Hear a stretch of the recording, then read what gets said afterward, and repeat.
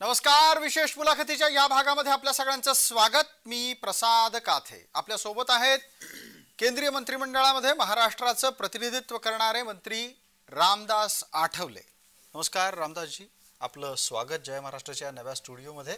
आणि तुम्हाला तुमच्यासह तुमच्या संपूर्ण परिवाराला भारतीय स्वातंत्र्य दिनाच्या हार्दिक शुभेच्छा. मी पण मतलब या ठिकाणी मी वंदन करतो आज स्वातंत्र्य दिनी भारत मातेला. आज मी वंदन करतो स्वातंत्र्य दिनाच्या निमित्ताने भारत मातेला आणि जय महाराष्ट्र जय भीम करतो मी प्रसाद काथेला. अरे वा धन्यवाद. चर्चेच्या पहिल्या टप्प्यातलाच थेट तुमच्यासाठीचा माझा प्रश्न असा असणार आहे की प्राप्त स्थितीत तुम्हाला असं वाटतंय की महाराष्ट्रात महायुतीचं सरकार येणार आहे, तुम्ही त्यातला एक महत्त्वाचा घटक आहात म्हणून हा प्रश्न आहे. तर आता असं आहे की प्रसाद महाराष्ट्रामध्ये महायुतीचं सरकार नक्कीच येणार आहे. कारण लोकसभेच्या निवडणुकीमध्ये संविधानाच्या संबंधामध्ये उलटसुलट चर्चा करण्यात आली, समाजाशी ब्लॅकमेल करण्याचा प्रयत्न करण्यात आला, समाजामध्ये फूट पाडण्याचा प्रयत्न करण्यात आला.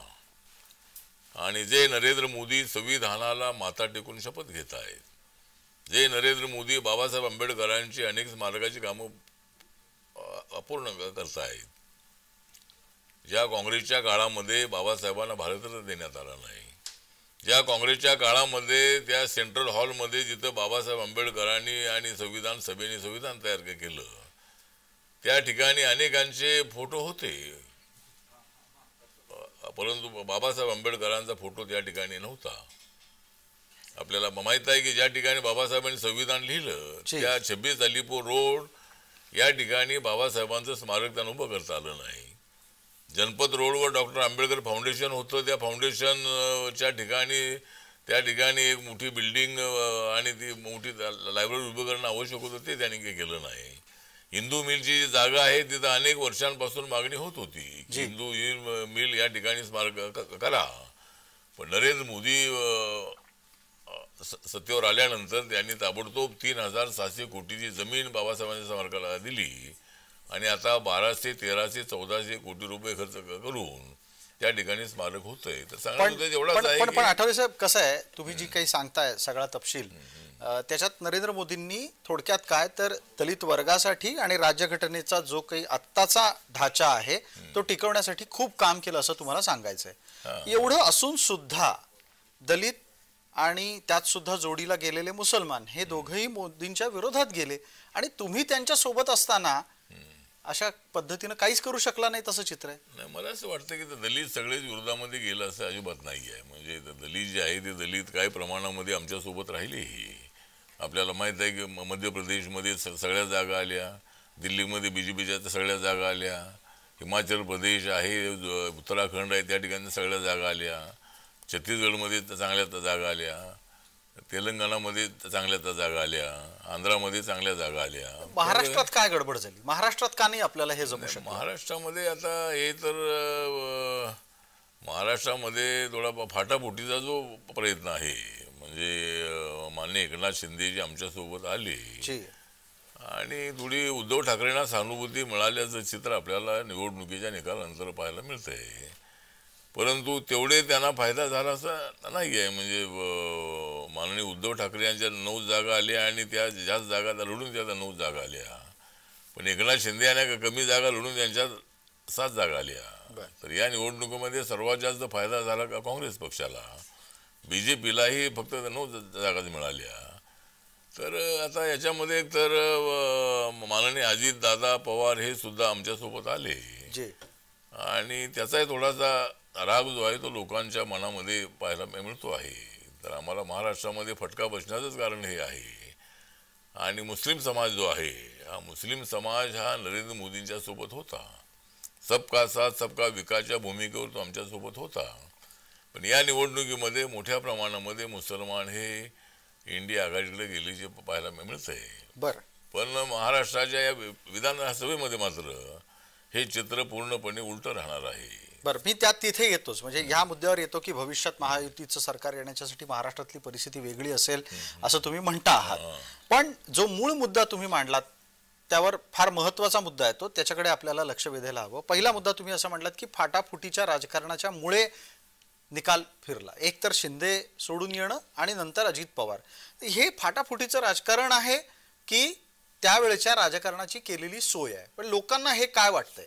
नाही, लोकांना काय वाटतं ते आता जे निकाल आलेले आहे त्यावरून लोकांना काय एकनाथ शिंदे आमच्याकडे आले, अजितदादा आमच्याकडे आले, हे काय तेवढं लोकांना आवडलेलं दिसत नाही आहे. पण तरी आता एक तर राजकारण हे आपलंच राजकारण असतं आणि देवेंद्र फडणवीस हे अत्यंत चलाक राजकारणी आहेत, हुशार राजकारणी आहेत आणि त्यांच्या मनामध्ये खचखच होती की उद्धव ठाकरे यांनीच महायुतीला धोका दिला. उद्धव ठाकरे यांनी एकत्रित निवडणूक लढल्यानंतरही दोघांनी मिळून सरकार बनवणं अत्यंत आवश्यक होतं.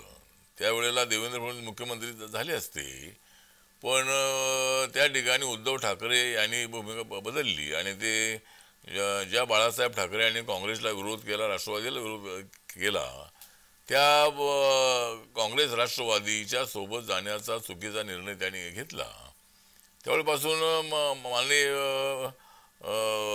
देवेंद्र फडणवीस यांच्या मनामध्ये एक सातत्यानं एक संतापाची भूमिका होती आणि आता त्यांनी एकनाथ शिंदेना फोडलं असं नाही आहे. तर एकनाथ शिंदे यांच्या मनामध्येच असं होतं की जर मुख्यमंत्री करायचं होतं तर त्यांना मुख्यमंत्री करणं आवश्यक होतं, कारण ते त्या ठिकाणी त्या पक्षाचे नेते होते.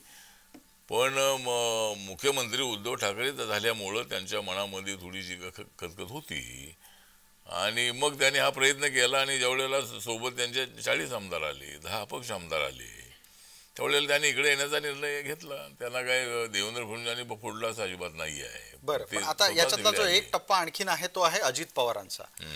शरद पवारांना सुप्रिया सुळेंना प्रमुख पद द्यायचं आहे, भविष्यात मुख्यमंत्री पद जर आलं तर तेही सुप्रिया सुळेंना द्यायचं आहे, हे अजित पवार ओळखून आहेत असं साधारणपणे महाराष्ट्रात बोललं जातं.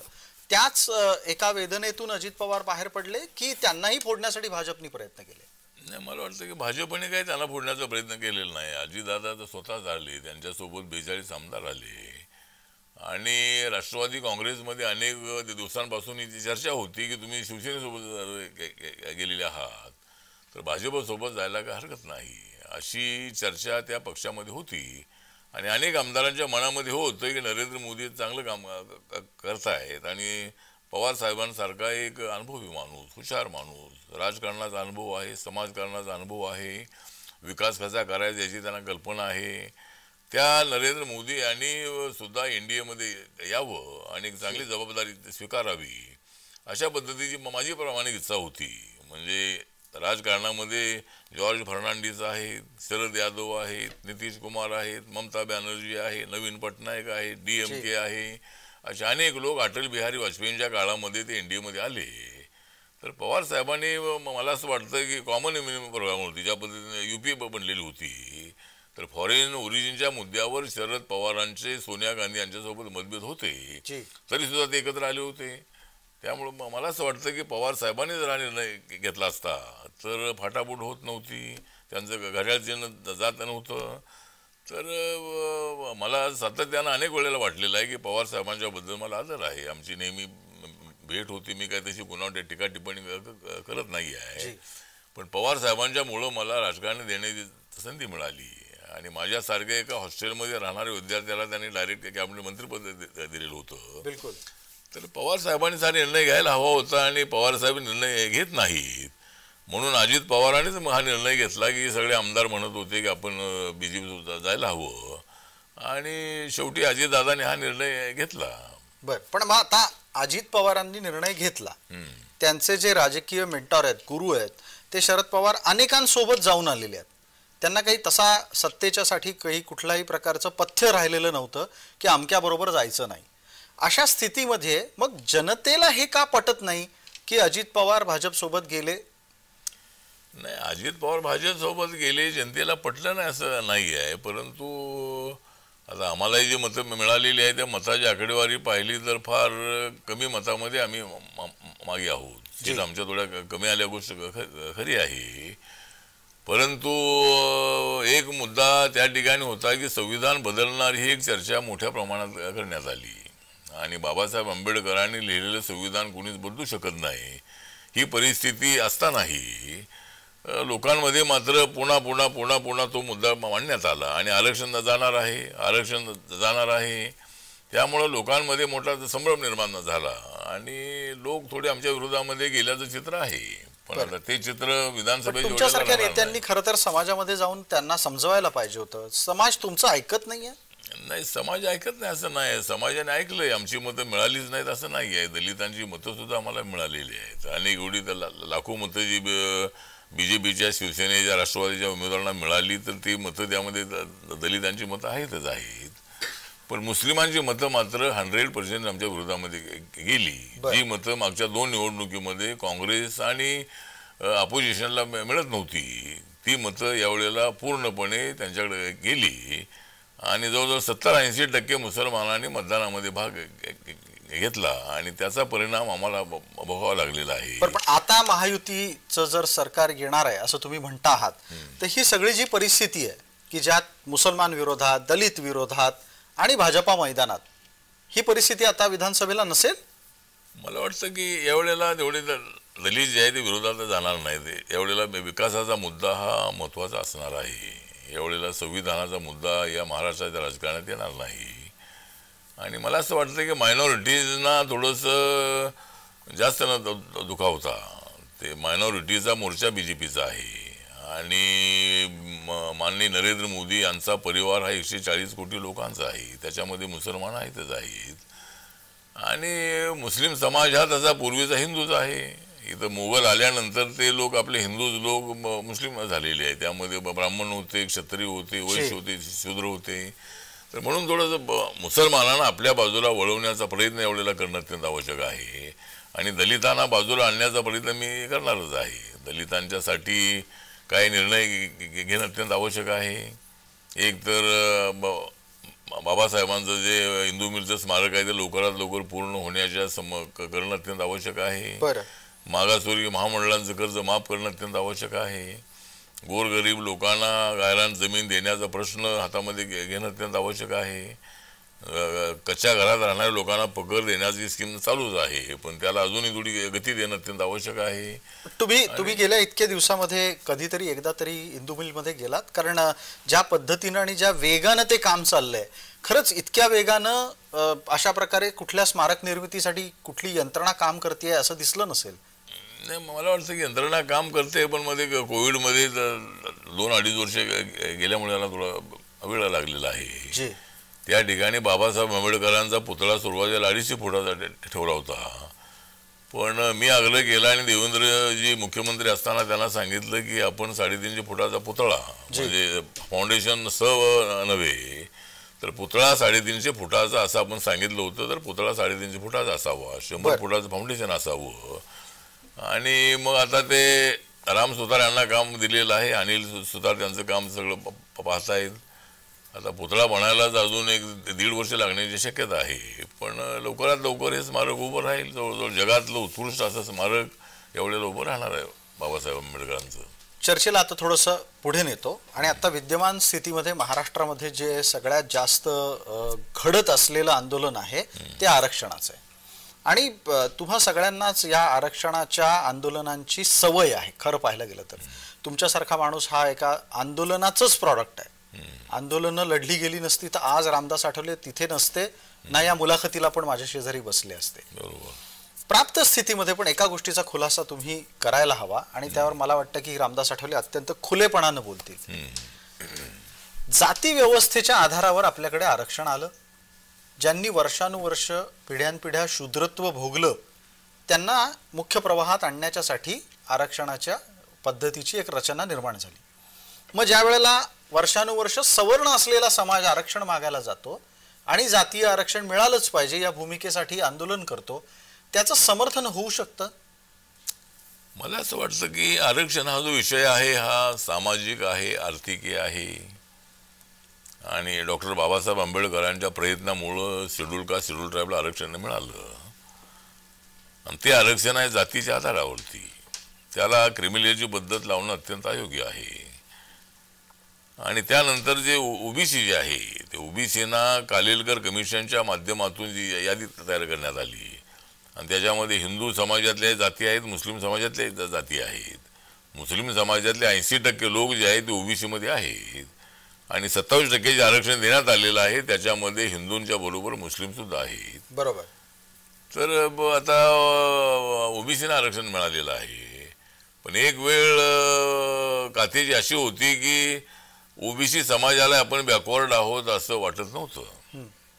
दलितांना आणि आदिवासींना ज्यावेळेला आरक्षण मिळत होतं त्यावेळेला मंडल आयोगाच्या शिफारसी लागू करा यासाठी पॅंथरच्या काळामध्ये आम्ही मोर्चे काढलेले आहेत, अनेक वेळेला आंदोलन केलेले आहे. बिलकुल.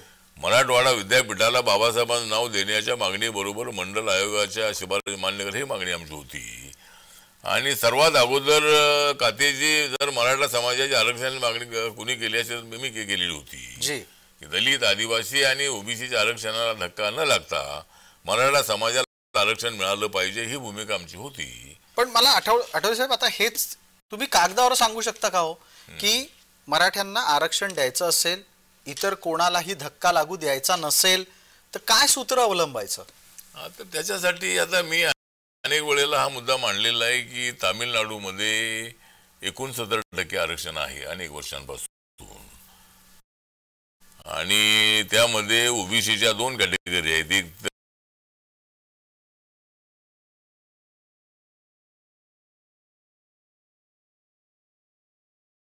तर 30% आणि 20% असे 50% आरक्षण ओबीसीना आहे. 18% आरक्षण त्या ठिकाणी शेड्यूल कास्टला आहे आणि 1% आरक्षण ट्रायबलला आहे.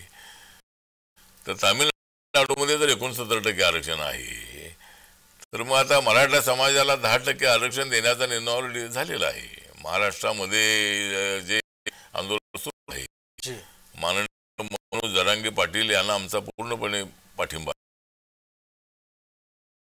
आहे की मराठा समाजाला आरक्षण मिळालं पाहिजे, पण ते ओबीसी म्हणूनच मिळालं पाहिजे असा तो त्यांचा आग्रह आहे. तर त्याच्याबद्दल माझी सूचना अशी आहे की सध्याच्या ओबीसीच्या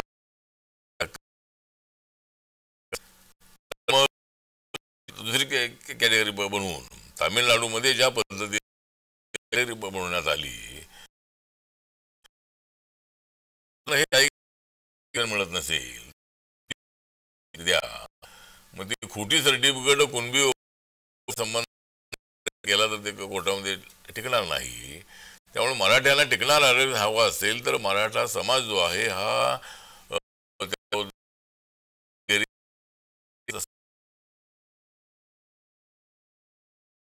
मला एक सांगा, आता एका बाजूला तुम्ही की मराठ्यांना आरक्षण द्यायचं आणि ते आरक्षण इतर कोणाच्याही आरक्षणाला बाधित करता कामा नये. बरोबर. तुमचं असं म्हणणं राष्ट्रात देता येऊ शकतं. आपण नितीश कुमारांच्या प्रकरणामध्ये आत्ताच पाहिलं, आरक्षण मर्यादा ओलांडल्याच्या नंतर सुप्रीम कोर्टामध्ये हस्तक्षेप करून नाही अशा स्वरूपातच सांगून टाकला. एक अनुभवातला मामला आहे. तर मग आपण महाराष्ट्रात आरक्षणाची मर्यादा वाढवा आणि द्या हे सांगून लोकांना फसवतो.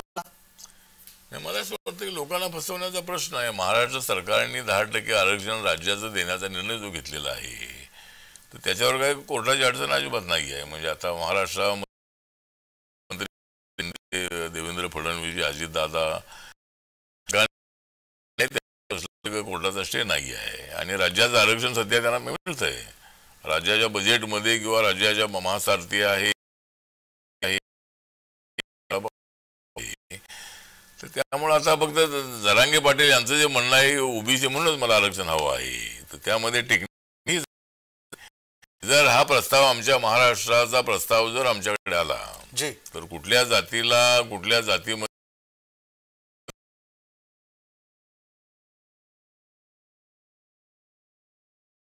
अधिकार आहे. एकट्या मराठा समाजाचा विचार महाराष्ट्रातल्या झाला तर गुजरातमध्ये पटेल पाटीदार आहे, आपले ज्या हरियाणामध्ये जाट आहेत, राजस्थानमध्ये राजपूत आहेत, साऊथ मध्ये रेड्डी आहेत, अनेक जातीचे लोक आहेत. तर आमच्या मंत्रालयाला क्षत्रियांना आरक्षण देण्याच्या संबंधाचा निर्णय घ्यावा लागेल, म्हणजे सगळ्या क्षत्रियांना. फार हा महत्वाचा मुद्दा आणला तुम्ही आता, आणि त्यातच तुम्ही स्वतः सांगितलं की क्षत्रियांना आरक्षण देणं म्हणजे तुम्ही शेवटी वर्णव्यवस्थेतल्याच एका कथित वरच्या जातीला आरक्षण द्यायला निघाला आहात. नाही नाही, वरच्या जातीला म्हणजे आता द्यायला निघालोय असं नाही. म्हणजे आता एक तर मराठा समाजाला आरक्षण म्हणजे फक्त सगळ्या मराठ्यांना नव्हे, जशी ओबीसीना क्रिमिलेअरची पद्धत लावलेली आहे आणि 8 लाखाच्या आतमध्ये जी कुटुंब आहेत अशाच कुटुंबातल्या मुलांना मुलींना शिक्षणाचा नोकऱ्यांचा फायदा मिळतो आहे. सगळ्या ओबीसीला फायदा मिळत नाही आहे. त्याप्रमाणे मराठा समाजाला आरक्षण देत असताना थोडं कोर्टालाही पटवून देणं आवश्यक आहे की मराठा समाज श्रीमंत आहे, मराठा समाजामध्ये जमीनदार आहेत, उद्योगपती आहेत, राजकारणी आहेत, मुख्यमंत्री आहेत, आमदार आहेत, खासदार हे सगळं खरं आहे. पण ज्यांचं उत्पादन 8 लाखाच्या आतमध्ये आहे असे अनेक गरीब मराठ्याची कुटुंब खेड्यापाड्यामध्ये आहे. त्यांना मुलांचं शिक्षण करता येत नाही आहे, मुलाबाळांचं लग्न चांगलं त्यांना धूमधडाक्यामध्ये करता येत नाही आहे, अशी परिस्थिती आहे. तर अशा मराठ्यांना आरक्षण देण्याची मागणी आहे. तर ते कोर्टाला थोडं पटवून देणं अत्यंत आवश्यक आहे. आणि मी जे सांगितलं की केंद्राचा जो विषय आहे तो थोडासा अडचणीचा आहे की केंद्राला सगळ्यांचा विचार करावा लागणार आहे. कारण जाटांचं आंदोलन मध्ये एवढं मोठं झालेलं आहे, राजपुतांचं आंदोलन झालेलं आहे, पाटीदार पटेलांचं आंदोलन त्या काळामध्ये 80च्या दशकामध्ये मोठं झालेलं आहे. बिलकुल. तर त्यामुळं पण ते 10% जे आरक्षण आहे, तर आता 10% आम्ही दिलेलं इकॉनॉमिक विकर सेक्शनचं जे आरक्षण आहे त्या आरक्षणाचा सर्वात जास्त फायदा मराठा आणि ब्राह्मण समाजाला आहे, इतर समाजापेक्षा. म्हणजे पण आता त्याच्यातली परिस्थिती आपण वेगळीच पाहिली. मला त्याच मुद्द्यावर तुम्हाला आणायचं होतं. योगायोगाने तुम्ही आलात. तुम्ही आता बघा पहिल्यांदा म्हणताय की क्षत्रियांना आरक्षण देण्याच्या संदर्भातला विचार होऊ शकतो. त्यानंतर तुम्ही म्हणता की या क्षत्रियांमध्ये सरसकट सगळ्यांना आरक्षण देता येणार नाही, जे सधन आहेत त्यांना आरक्षणाच्या ऐवजी जे आर्थिकदृष्ट्या मागास आहेत त्यांच्यातले त्यांना हे आरक्षण देता येऊ शकतं. पण मग त्यासाठी जातीय आरक्षण कशाला? त्यासाठी आर्थिक आरक्षण आहेच की. ईडब्ल्यूएसचा फायदा आत्ता जी माणसं आर्थिक मागास झालेले आहोत म्हणून आरक्षण जातीय कोट्यातून मागतात त्यांना आर्थिक आरक्षण घेता का येत नाही? नाही, आरक्षण त्यांना मिळते ना आता, म्हणजे आरक्षण मिळतंय आता. पण आता मराठा समाजाला हे वाटतंय की आरक्षणामुळं ओबीसीच्या मुलांना मेडिकलला, इंजिनिअरिंगला, MBA ला अशी ॲडमिशन मिळतात आणि मराठा समाजातल्या मुलांना ती मिळत नाही आहेत का, तर त्यांना आरक्षणच नाही आहे. पण या 10% मध्ये मराठ्यांना किती फायदा होतोय का त्याचा अभ्यास करणं आवश्यक आहे. आणि आता वेगळं आरक्षण द्यायचं असेल तर राज्याने दिलेलं आहे, परंतु केंद्राच्या आरक्षणाच्या संबंधातलं जे मी पुन्हा आता सांगतोय की आम्हाला सगळे जे SC/ST OBC मध्ये नसणाऱ्या ज्या जाती आहेत मग त्यांना तर 10% आरक्षण ऑलरेडी दिलेलंच आहे. फक्त आता वेगळी कॅटेगरी करायची असेल तर आता आरक्षण वाढू शकते का? तर आता आरक्षण वाढवण्याचा प्रयत्न केला आज तामिळनाडूमध्ये आहे, परंतु सुप्रीम कोर्टाचं म्हणणं असं आहे की आरक्षण 50%च्या पुढे देऊ नये. ज्यावेळेला ओबीसीची लोकसंख्या 50-52% आहे, आता ती अधिकृत किती आहे ते सेन्ससनंतर कळेल. पण कालेलकर कमिशनच्या अभ्यासाप्रमाणे एक 50 ते 52% ओबीसी आहेत असं त्यांचं म्हणणं आहे. बिलकुल. ज्यावेळेला त्यांना VP सिंग यांच्या काळामध्ये ज्यावेळेला मंडल कमिशनच्या शिफारसी लागू करण्यात आल्या त्यावेळेला 50%च्या पुढे जाता येत नाही, म्हणून 50-52% लोकसंख्या असणाऱ्या ओबीसीना फक्त 27% आरक्षण देण्यात आलं. शेड्यूल कास्टला आरक्षण देताना 50 मध्ये 15% त्यांची संख्या होती म्हणून त्यांना 15% मिळालं. ट्रायबलची लोकसंख्या 7.5% होती म्हणून त्यांना 7.5% मिळालं. तर आता भविष्यामध्ये माझं म्हणणं असं आहे की आरक्षणाच्या मुद्द्यावर जाती व्यवस्था संपवा, आम्ही आरक्षण सोडायला तयार आहोत, किंवा मग सगळ्या जातींना आरक्षण द्या त्यांच्या पर्सेंटेज प्रमाणे. एकदा सेन्सस होऊ द्या आणि सेन्सस झाल्यानंतर प्रत्येक जातीचं किती पर्सेंटेज आहे तेवढं आरक्षण सगळ्यांना द्या. आम्हाला काय फार मिळतंय असं नाही, आमच्या लोकसंख्येप्रमाणे आम्हाला आरक्षण मिळतंय. त्यामुळे भविष्यामध्ये असाही जर विचार झाला की प्रत्येक जातीला आरक्षण द्या तरी आम्हाला आमची त्यामध्ये हरकत नाही आहे, देऊन टाका सगळ्यांना आरक्षण. सगळ्यांना मागेल त्याला आरक्षण, अशा प्रकारची व्यवस्था खरं तर येऊ शकत नाही आठवले साहेब. पण कसा विषय केला नाही, सगळ्या जातींना जे आरक्षण आहे ते आम्हाला आमच्या लोकसंख्येप्रमाणेच आरक्षण आहे. आणि मी आकडेवारीत सांगतो की SC STचं पॉप्युलेशन आज 11च्या जनगणनेप्रमाणे 16.6% ते शेड्यूल कास्ट आहेत, 8.4% आदिवासी आहेत, 25% आहेत, आणि ओबीसी जर 52% पकडले तर ते 77% आहेत. मग या 77% आरक्षण मिळतंय 49.5%, आणि ज्यांची लोकसंख्या 23% आहे त्या 23% वाल्यांना 50.5% ऑलरेडी आरक्षण म्हणण्यापेक्षा त्यांना जागा मिळता येतच. बरं, मला एक प्रश्न विचारायचा आहे, तो एका वेगळ्या दृष्टिकोनातून आहे. जेव्हा एखादा समाजातला बलिष्ठ समाज घटक हा एखाद्या मागणीसाठी आक्रमक होतो, त्यावेळेला त्या समाजातले तुलनेनं कमकुवत घटक हे त्याच्याशी संघर्ष करायला घाबरतात का? मला हा प्रश्न थेट रामदास आठवलेंना यासाठी विचारावासा वाटतो की बऱ्याचदा आपल्या पूर्वजांनी ज्या भूमिका मांडलेल्या आहेत, म्हणजे जी बाबासाहेबांनी मांडलेली भूमिका आहे, त्याच्या विपरीत आम्हाला तुम्ही दलित नेते जाताना दिसता आहात, आणि खास करून तेव्हा जेव्हा मराठा आरक्षणावर चर्चा करायची भूमिका घ्यायची वेळ येते. तुम्ही घाबरता का मराठ्यांना? नाही, मला असं वाटतं की मराठ्यांना घाबरण्याचा विषय नाही आहे. मराठा बाबासाहेब आंबेडकरांनी सांगितलेलं आहे की समाजकारण आणि राजकारण करायचं असेल तर सर्वांना घेऊन पुढे जायला हवं. आणि जे जे या देशाच्या संविधानाला मानणारे आहे, जे जे बाबासाहेब आंबेडकरांना मानणारे आहे, शिवाजी महाराजांना मानणारे आहेत, महात्मा ज्योतिबा फुलेंना मानणारे आहेत, या सर्वांना एकत्रित करण्याची आवश्यकता असल्याची भूमिका बाबासाहेबांनीच मांडलेली आहे. बाबासाहेब आंबेडकरांनी all India scheduled caste federation बरखास्त करून बाबासाहेब आंबेडकरांनी रिपब्लिकन पक्षाची संकल्पना यासाठीच आणली की या पक्षामध्ये सगळ्या जाती धर्माच्या लोकांनी आलं पाहिजे. त्यामुळं आरक्षणाच्या मुद्द्यावर मराठ्यांना घाबरण्याचा विषय अजिबात नाही आहे. मी सुरुवातीपासूनच मला माहिती होतं की मी खेड्यातून आलेलो आहे, आणि त्यामुळं खेड्यामध्ये असणारे काही मराठी श्रीमंत असले तरी त्या ठिकाणी 40-50-60% पेक्षा जास्त मराठी हे गरीब आहेत.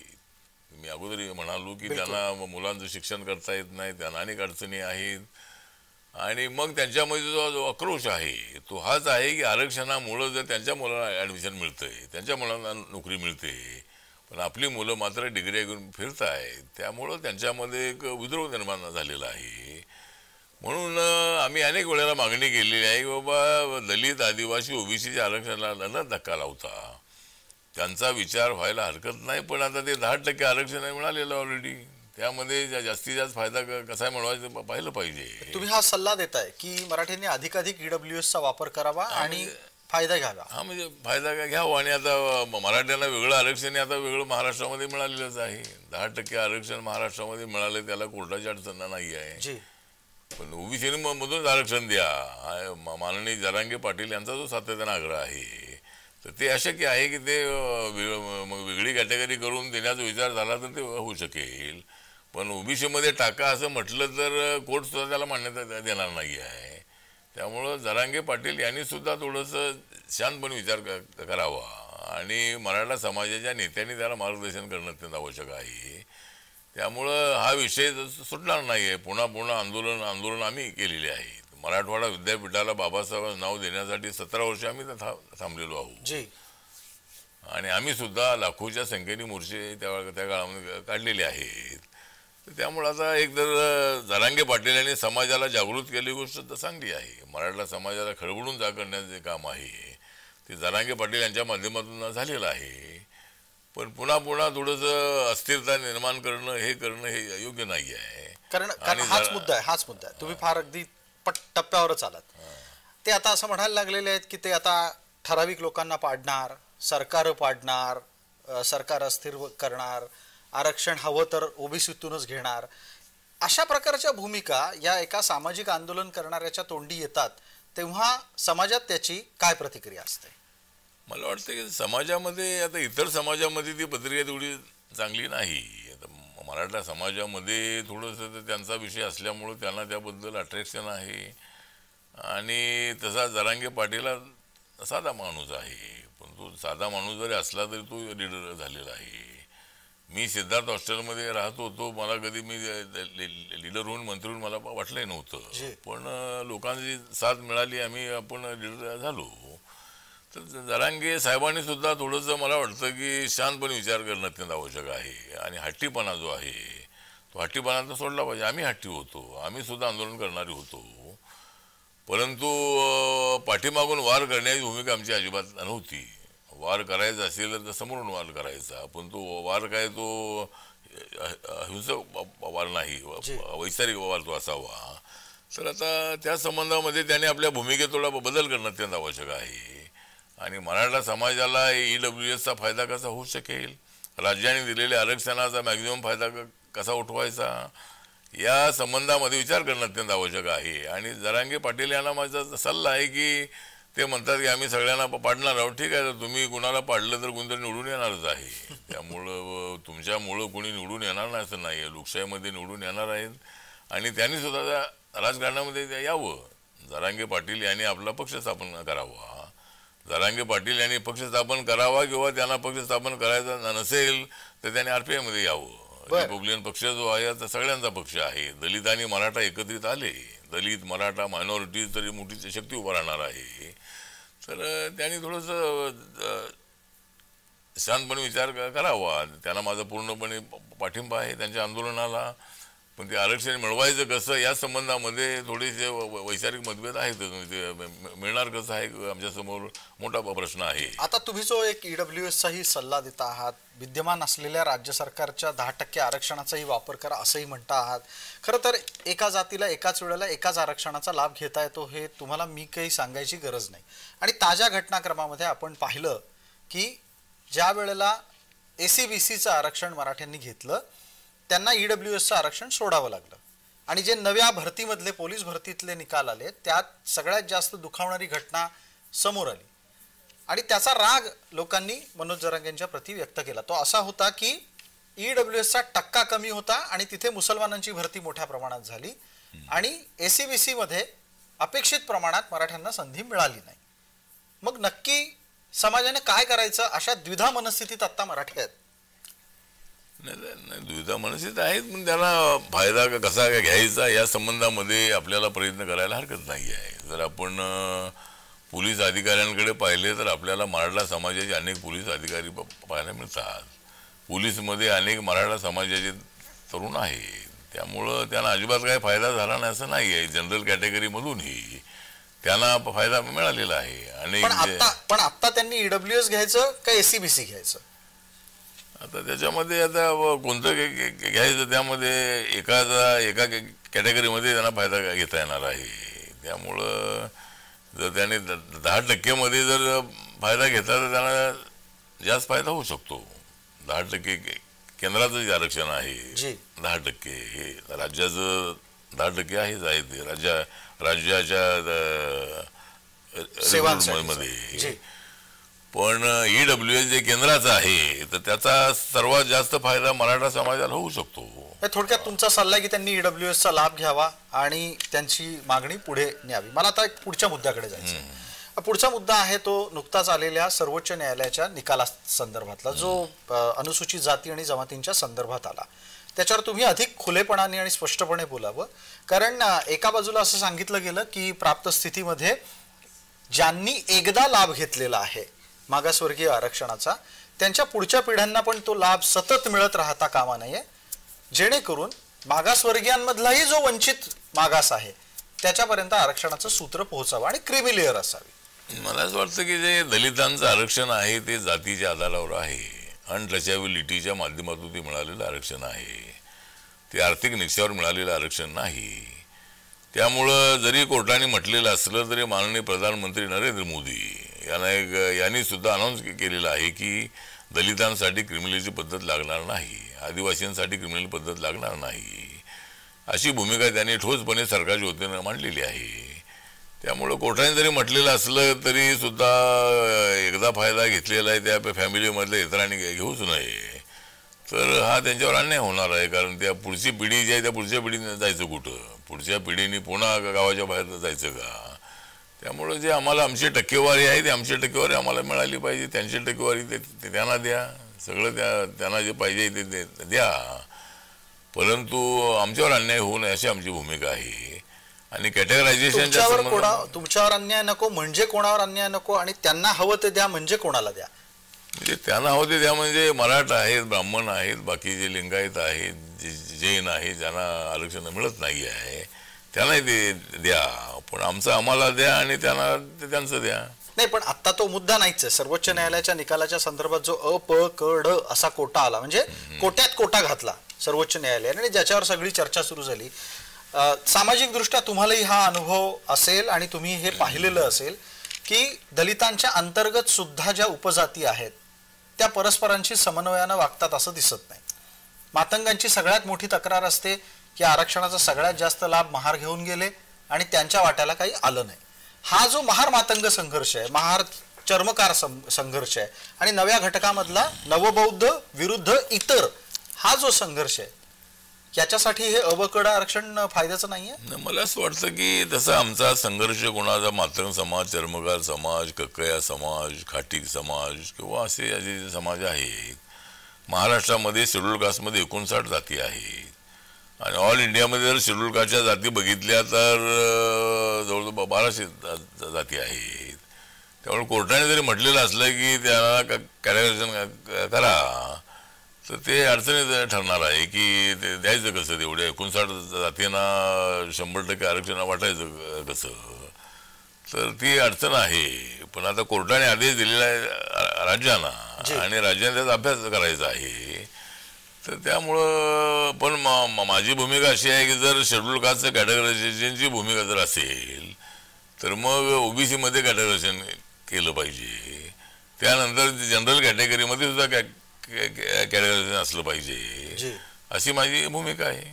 आता मग याच दरम्यान ज्या वेळेला तुम्ही असं म्हणता की कॅटेगरायझेशन करायचं तर ते सगळ्यांमध्ये करायचं, दुसरा त्यातलाच एक महत्वाचा मुद्दा असा येतो की त्रयस्थ म्हणून ज्या वेळेला आरक्षण पद्धतीकडे एखादा माणूस पाहतो तेव्हा त्याला सगळ्यात जास्त चिंता कुठल्या गोष्टीची असते की लाभार्थी हे एकाच घरातले पुढे पुढे होत जात आहेत. तुमच्या लेखी तुम्हाला असं वाटतं की जर रामदास आठवलेंना आरक्षणाचा एकदा लाभ मिळाला तर रामदास आठवलेंच्या वंशजांनाही आरक्षणाचा लाभ मिळाला पाहिजे? नाही, म्हणजे तो वंशजांना मिळाला नाही तर ते एक तर रामदास आठवलेंना मिळाला पण पुढची पिढी जी आहे त्या पुढच्या पिढीला मिळाला नाही तर त्यांनी काय करायचं. म्हणजे पुढची पिढी जी आहे त्या पिढीला सुद्धा त्यांच्यावर अन्याय होता का कामा नये. लगेच एकदा आरक्षणाचा फायदा झाला की नंतर त्यांनी घेऊच नये. अशा पद्धतीची भूमिका घेतली तर ती समाजावर फार मोठी अन्यायकारक होणार आहे, समाजामध्ये मोठी विषमता निर्माण होणार आहे, सामाजिक विषमतेबरोबर आर्थिक विषमता होणार आहे. त्यामुळे असं काय करता येणार नाही. ज्या समाजाला आरक्षण मिळालेलं आहे तर आता आमच्या समाजामध्ये किंवा बौद्ध आणि मातंगांमध्ये फार वाद अजिबात नाही आहे. मातंगांचं म्हणणं एवढंच आहे की आम्हाला आरक्षण मिळालं पाहिजे. मग आता त्यासाठी शिक्षणामध्ये त्यांना चांगली संधी देणं आवश्यक आहे. तशा पद्धतीचे उमेदवार त्यांचे कॉम्पिटिशनमध्ये उतरले पाहिजेत. म्हणजे उतरले तर त्यांना ऑटोमॅटिकली फायदा होणार आहे. बरं, पण नाही, मुद्दा पुढचा त्यातलाच जो लपलेला आहे तो असा आहे की रामदास आठवले मी एक नाव प्रतिकात्मक नाव घेतलं, ते अगदी व्यक्तिशः असं नाही, पण त्याच्या मागचा उद्देश असा की केंद्रीय मंत्री झालेल्या माणसाच्या मुलाला आरक्षण का मिळावं. नाही, माझ्या मुलाला आरक्षण नको आहे. म्हणजे नाही, तुम्ही व्यक्तिशः घेऊ नका, माझं एक उदाहरणासाठी मी सपोर्ट केलं. म्हणजे तो संपन्न झाला. नाही ठीक आहे, संपन्न झाला तरी वडील संपन्न आहे त्यामुळं लगेच मुलगा लगेच संपन्न होणार असं नाही आहे. त्यामुळं लगेच त्याने लगेच आरक्षण सोडावं या मताशी मी सहमत नाही. आमचं आरक्षण जातीच्या आधारावर आहे आणि आमच्या समाजामध्ये हा वाद अजिबात नाही आहे. म्हणजे बौद्ध समाजामध्ये याला काय मिळालं नाही त्याला काय मिळालं नाही, सगळ्यांना मिळावं. आणि जे आता IAS झालेले अधिकारी आहेत, IPS झालेले अधिकारी आहेत, त्यांचे वडील कुठल्या तरी शेतामध्ये काम करणारे शेतमजूर आहेत, कुणी शेतकरी आहेत, कुणी एखादा शिक्षक आहे. म्हणजे तो फार मोठा तो पैसेवाला असा अजिबात नाही आहे. तर त्याचा तो आता तो IAS झालेला आहे तर आता लगेच त्याच्या मुलाला ते मिळूच नये या मताशी आम्ही तर सहमत नाही. तसं ते म्हणजे अशा पद्धतीनं होणं शक्य आहे. म्हणजे पण आठवले साहेब, आपल्यालाही माहिती आहे शेतमजुराचा मुलगा IAS होऊ शकतो, पण IAS चा पोरगा शेतमजूर होत नाही परत.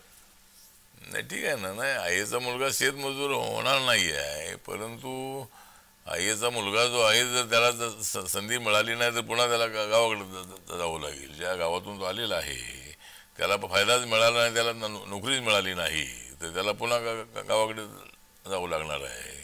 त्यामुळे आमच्यामध्ये मोठं कॉम्पिटिशन आहे. काथेजी आम्हाला मेडिकलसाठी जवळजवळ जर जनरल ॲडमिशन जर 95-96ला क्लोज होत असेल तर आमचं शेड्यूल कास्टचं सुद्धा 92-93ला क्लोज होत आहे. त्यामुळे आमच्या मुलांना काय हे मिळतात. आणि पासिंगमध्ये काय त्या सवलत अजिबात नाही. जरी कमी मार्क वाला जरी मेडिकलला गेला तरी डॉक्टर बनायचं असेल तर त्याला जनरल कॅटेगरीच्या मुलात ज्याला 98-99% मार्क मिळालेले आहेत त्याच्याबरोबर त्याला परीक्षा द्यावी लागते आणि त्यामध्ये तर सवलत अजिबात नाही आहे. त्यामुळं शेड्यूल कास्टचा कोणी आला की तो डॉक्टर बरोबर होत नाही, ॲडव्होकेट बरोबर होत नाही, सायंटिस्ट बरोबर होत नाही असं अजिबात नाही आहे. आमच्यामध्ये स्कॉलर मुलांची संख्या मोठी आहे आणि बाबासाहेबांच्या कृपेनं आम्हाला शिक्षण घेण्याची संधी मिळाली, आम्हाला एक शक्ती मिळाली, ताकद मिळाली, विश्वास मिळाला आणि त्यामुळे आम्ही पुढे चाललेलो आहोत. बरोबर आहे. पण ज्या वेळेला आक्षेप मराठे नोंदवतात त्यांचं म्हणणं असं असतं की फी मध्ये एवढी सवलत कशाला, मार्कांवर एक वेळ समजून जाऊ, फी मध्ये सवलत कशाला द्यायची. कारण दिसताना काय दिसतं की ज्याला 100 रुपयामध्ये शिक्षण घ्यायचं आहे त्यात जर आरक्षण लागू झालं तर त्याला 40 रुपयात शिक्षण मिळतं आणि तिथे आक्षेप नोंदवले जातात. तिथं नोंदवले जाते त्या संबंधामध्ये काय सरकारने निर्णय घ्यायला काय हरकत नाही आहे. म्हणजे आर्थिकदृष्ट्या मागासलेलं कुटुंब कुठलंही असेल त्याला फीमध्ये माफी किंवा फीमध्ये सवलत देण्याच्या संबंधाचा निर्णय घ्यावा, आमची काय त्यामध्ये हरकत नाही आहे. जर आम्हाला ती सवलत आहे तर बाकीच्यांनी मिळू नये अशी आमची भूमिका अजिबात नाही आहे. सरकारने निर्णय घ्यावा आणि अशा कुटुंबातल्या मुलांना सुद्धा त्याचा फायदा मिळणं अत्यंत आवश्यक आहे. जे मतभेदाचे मुद्दे आहेत ते क्लिअर करून त्यांना सुद्धा त्याचा फायदा दिला तर त्यांच्या मनामधली जी शंका आहे ती शंका निघून जाणार आहे. त्यामुळे याच्यावर एक प्रकाश आंबेडकरांनी आमच्या मुलाखतीमध्ये माझ्यासमोर एक सल्ला रूपी मुद्दा ठेवला होता. त्यांचा एक चांगला सल्ला आहे. ते काय म्हणाले की हे आरक्षणाच्या जर समजा आकडेवारीला आपल्याला आत्ता छेडता येत नसेल तर संधी वाढवा. 100 जागा असतील तर 200 जागा करा. 200 जागा केल्याने आपोआपच अधिकाधिक मुलांना तुम्ही व्यवस्थेमध्ये सामावून घेऊ शकाल. आणि ही गोष्ट तुम्हाला अधिक चांगल्या पद्धतीनं कळू शकते की नरेंद्र मोदींनी सुरू केलेली आहे. आजच्या त्यांच्या लाल किल्ल्यावरच्या भाषणात सुद्धा ते म्हणालेत की मेडिकलच्या 75,000 सीट्स या पुढच्या वर्षभरामध्ये जवळपास भारतात वाढतील आणि त्याच्यामुळे आपोआपच संधीसाठी असलेला संघर्ष हा भारतात कमी होईल असं तुम्हाला वाटतं? ठीक आहे ना. म्हणजे संघर्ष जो आहे तो तर थोडा वादविवाद राहणारच आहे, परंतु जागा वाढवल्या तर अनेक मुलांना संधी मिळणार आहे. त्यामुळं मोदींचं सरकार आल्यानंतर म्हणजे अनेक नवीन कोर्सेस आहेत, IIM आहे, इतर काही कोर्सेस आहेत, त्याच्यामध्ये मोठ्या प्रमाणामध्ये वाढ करण्यात आलेली आहे. आता आज त्यांनी जाहीर केलेलं आहे की 75,000 ज्या मेडिकलच्या जागा आहेत त्या वाढवणार. त्यामुळे ऑटोमॅटिकली सगळ्यांना त्याचा फायदा होणार आहे. त्यामुळे जागा वाढवण्याचा निर्णय घ्यायला हरकत नाही. केंद्र सरकारने आणि राज्य सरकारांनीही सगळ्यांना संधी देण्यासाठी जागा वाढवाव्यात. म्हणजे ऑटोमॅटिकली सगळ्यांना त्याची संधी मिळेल. त्यामध्ये त्यांना फार अनेक वेळेला अनेक मुलं आता पोलीस भरतीसाठी एवढी मेहनत करतात आणि छोट्याच्या आणि त्याची अडचण होते. जशी फोगाटला 100 ग्राम वजन झाल्यामुळे त्याला त्या ठिकाणी बाद करण्यात आलं. तर थोडंसं त्याच्यामध्ये नियमामध्ये बदल करावा आणि जे भरतीसाठी जाणारी जी मुलं आहे त्या मुलांना मला वाटतं संधी मिळाली पाहिजे. आता थोडंसं महाराष्ट्राकडे परत येऊ आणि विद्यमान स्थितीमध्ये तुम्ही महायुतीचा एक महत्त्वपूर्ण घटक आहात. तुमच्यामुळे महायुतीला हव्या त्या ठिकाणी अपेक्षित असलेल्या मतांचा पुश मिळत असतो. पण या बदल्यात तुम्हाला जागा सोडत नाहीत लोक. ही गोष्ट प्रसादजी खरी आहे की रिपब्लिकन पक्षाला घरी धरलं जात आहे. मी आहे, मला मंत्री केलेलं आहे. माझ्या पक्षाचं आहे की लोकसभेत खासदार नसताना मला मंत्री केलेलं आहे. पण माझ्या पक्षाचा खासदार का नाही तर आम्हाला ते तिकीटच दिलं नाही. माझा आग्रह होता की शिर्डीमधून मला उभं करायला. तर शिर्डीत एक तिकीट सुद्धा RPIला त्या दिलं नाही. त्यामुळे शिर्डीची जागा हरली. त्यानंतर नगरची जागा हरली सुजय विखे पाटील यांची. त्यामुळे मला त्या ठिकाणी जागा द्यायला हवी होती. रिपब्लिकन पक्षाला एक जागा देणं अत्यंत आवश्यक होतं. पण महायुतीच्या नेत्यांकडून रिपब्लिकन पक्षाला डावलं जाते अशी जे परिस्थिती मला पाहायला मिळते. मग मला तर संधी मिळते पण महाराष्ट्रातल्या माझ्यासोबत अनेक वर्षानुवर्षे राहिलेल्या कार्यकर्त्यांना सत्तेचा लाभ मिळत नाही आहे. आणि महायुती जी आहे ती महायुती फक्त BJP, शिवसेना आणि राष्ट्रवादी काँग्रेस यांचीच असं म्हटलं जात आहे. तिथं RPI नाव कुठे घेतलं जात नाही आहे. त्यामुळं दलित मतांवर त्याचा थोडा इफेक्ट होतो आहे. एक तर मी काँग्रेससोबत असताना शरद पवारांनी आपल्याला जवळजवळ 7 MLC पदं दिली होती. आता यांच्या काळामध्ये महायुतीच्या काळामध्ये आम्हाला 1 MLC पद मिळालं नाही. अनेक वेळेला देवेंद्र फडणवीस यांच्याशी बोलल्यानंतरही आम्हाला संधी मिळत नाही आहे.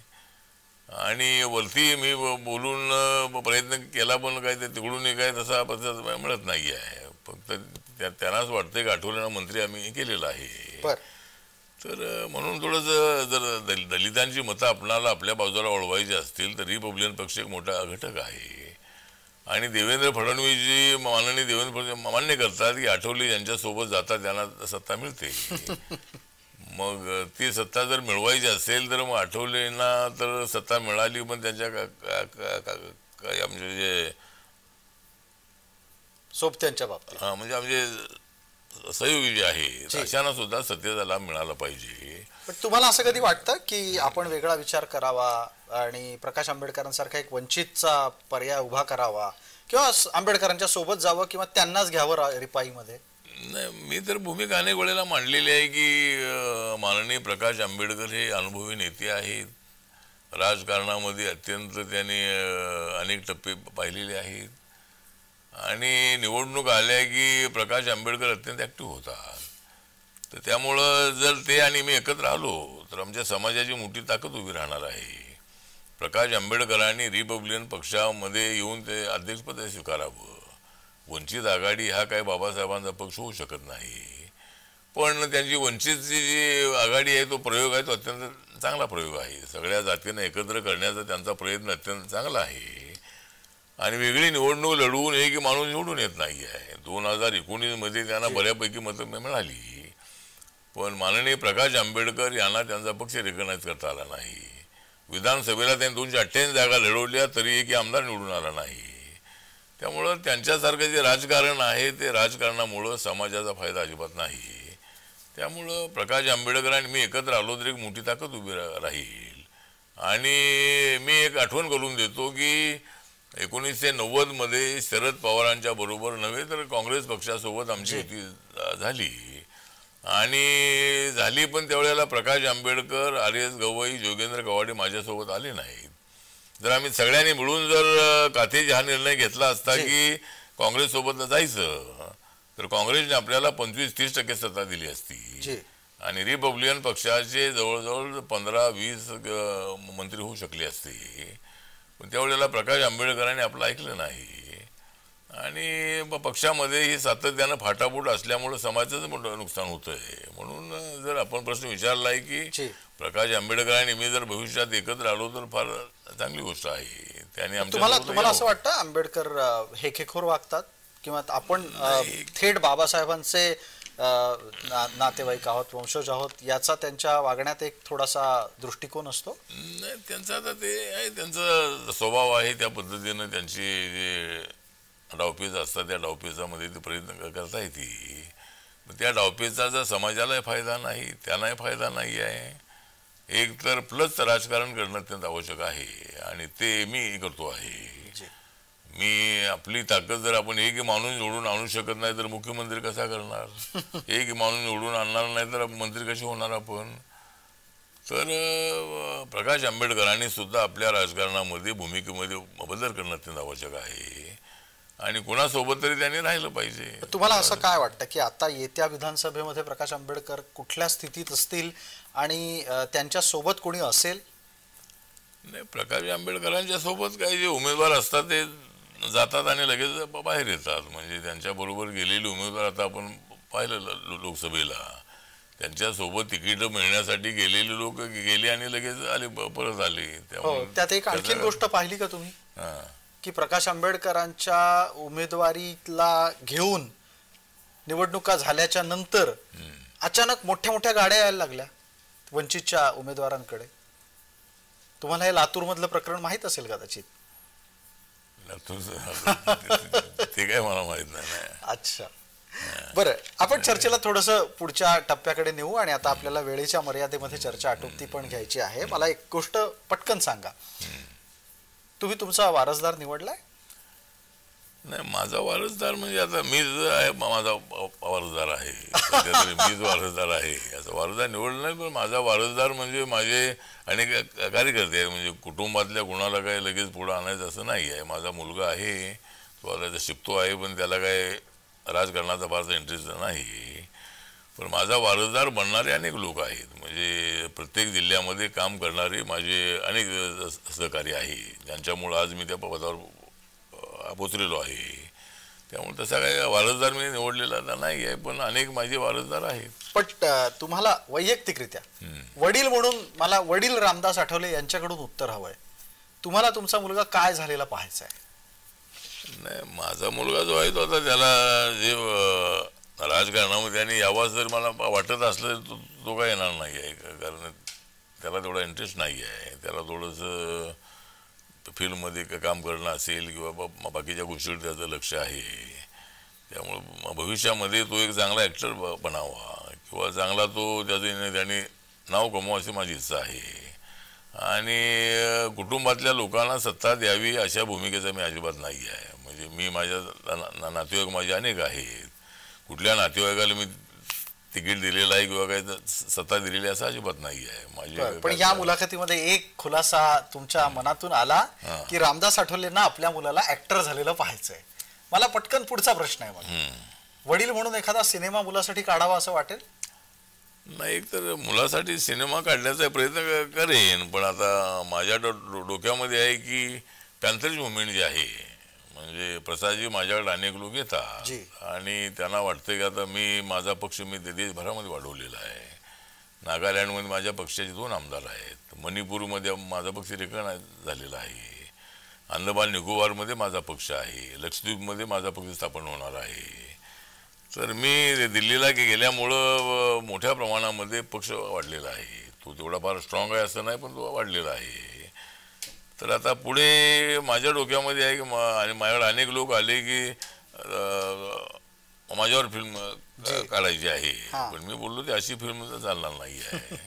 तर फिल्म काढायची असेल तर पॅन्थर मुवमेंटवर काढली पाहिजे, ज्या पॅन्थरनी मोठा संघर्ष केलेला आहे, ज्या पॅन्थरनी ब्लॅक पॅन्थरची जी काही अमेरिकेतली ब्लॅक पॅन्थर होती त्याचा वारसा घेऊन किंवा बाबासाहेब आंबेडकरांनी विचाराचा वारसा घेऊन आम्ही पॅन्थर चालवलेली आहे. तर अशा पॅन्थरवरती फिल्म निघावी अशा पद्धतीची आमची इच्छा आहे. त्यासाठी माझी चाचपणी सुरू आहे आणि त्यामध्ये एक चांगल्या पद्धतीचा ही फिल्म आहे, आंबेडकराईट फिल्म आहे. ती नक्षलवादी नाही, ती हिंसक नाही आहे, पण ती मिलिटंट आहे. अन्यायाच्या विरुद्ध प्रतिकार करणारी मोठी प्रचंड शक्ती ती होती. तर अशी एक पॅन्थर जी आहे ती पॅन्थर पुन्हा सुरू करा अशाही पद्धतीची मागणी माझ्याकडे आहे. त्याचा विचार आम्ही करतो आहोत. आणि ही तशी पॅन्थर होती की ज्या पॅन्थरला त्यावेळेला शिवसेना घाबरायची. बरोबर आहे का? म्हणजे शिवसेना घाबरायची, पण नंतर शिवसेना आणि पॅन्थर एकत्र आली. नियतीच्या मनात काय असतं माहित नाही, पण तुम्ही पॅन्थरच्या वरच्या सिनेमाचा उल्लेख केलात, पटकन सांगून टाका. पॅन्थरवरच्या सिनेमात तुमचा मुलगा कोणाच्या भूमिकेत असेल? ढसाळांच्या, आठवलेंच्या की इतर कोणाच्या? असं काही आठवलेंच्यावर अशी भूमिका असणार नाहीये. म्हणजे पॅन्थर हा जो विषय आहे तोच पुढं त्यामध्ये आणण्याचा आमचा प्रयत्न आहे. कुठली पात्र जी आहे ती पात्र अशी आणण्याचा प्रयत्न होणार नाही आहे. तर ती पात्र अशीच असतील की एक पात्र संघर्षाची भूमिका मांडणारं पात्र आहे, पण लगेच दुसरं पात्र सांगतंय की नाही हे करणं योग्य नाही आहे. तर अशी एक चांगली ती स्टोरी जी आहे, ही फिल्म जी आहे ती आर्टिस्टिक असेल आणि कॉमर्शियली असेल. त्यामध्ये गाणी अशी क्रांतिकारक असतील की लोकांना त्यामध्ये एक जबरदस्त त्यांना प्रेरणा मिळेल अशा पद्धतीचे असतील. तर असा एक चाचपणी सुरू आहे. वर्षभरामध्ये आम्ही त्याचा प्रयत्न करणार आहोत. अगदी माझ्या तुमच्या या प्रयत्नाला शुभेच्छा आहेत. पण जाता जाता एका गोष्टीचा पटकन खुलासा करून टाका. अगदी आपल्या हातामध्ये मिनिटभर उरलेला आहे. खासदार नसतानाही मंत्री झालेला आहात, आता मंत्रीपद टिकवण्यासाठी खासदार तर व्हावं लागेल. नाही, खासदार तर मी आता माझी खासदारकी 26 पर्यंत माझी खासदारकी आहे, राज्यसभा जी आहे, आणि 26ला मला रिपीट राज्यसभा मिळणारच आहे, त्याच्यामध्ये काही अडचण येणार नाही. तसा शब्द भाजपने दिलेला आहे. दिलेला आहे, त्याचा शब्द भाजपने दिलेला आहे. मोदींचा माझ्यावर पूर्णपणे विश्वास आहे आणि एवढ्या अडचणीमध्ये असताना सुद्धा त्याने आपल्याला मंत्री केलेला आहे. म्हणजे एवढ्या सीट कमी आल्या आणि पण मोदीजी अत्यंत सक्षम आहे. जरी जागा कमी आल्या तरी ठीक आहे, अनेक गोष्टींमधून जागा कमी आली आहे, पण पुढच्या वेळेला मात्र जागा वाढतील अशी आम्हाला पूर्णपणे अपेक्षा आहे आणि त्या दिशेने आमचं काम सुरू आहे. क्या बात. अगदी आपण या भविष्यवाणीच्या निमित्तानं थांबूयात आणि आपण या सगळ्या गोष्टी नोंदवून घेतल्यात. वेळोवेळी पाठपुराव्याच्या निमित्तानं भेटत राहू. तुर्तास आपण या चर्चेसाठी आमच्या स्टुडिओत आलात त्याबद्दल आपले खूप खूप आभार. धन्यवाद. जय भीम. जय भीम, जय महाराष्ट्र. चला नमस्कार. तर हे होते रामदास आठवले. विशेष मुलाखतीच्या या भागामध्ये तुर्तास इतकंच. आपण पाहत रहा फक्त जय महाराष्ट्र.